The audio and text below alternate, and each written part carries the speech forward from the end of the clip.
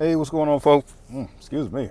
Hey, what's going on, folks? Another episode of Ryan Reviews Everything, and I just came from seeing One of Them Days, starring Keke Palmer and SZA, and this movie was entertaining from start to finish. I was concerned at first because I'm like, when I think of a comedy, this is before I saw the trailer, but when I think of a comedy, the first names, the names Keke Palmer and SZA don't come to mind. But this movie actually really did work. Mainly because it appeared that SZA and Keke Palmer had chemistry for real. That's one. And two, all the cameos throughout the entire movie really helped as well. Talking about Janelle James, Cat Williams, Lil Rel Howery, um, Joshua Neal. And if you're not familiar with Joshua Neal, he mainly has more of a social media presence. But I was actually really happy to see Joshua Neal in this movie.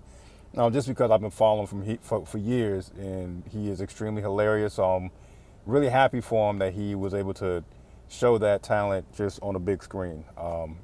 But no, this movie was funny.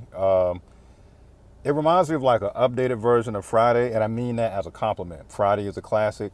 I feel like this is kind of like an updated version of that.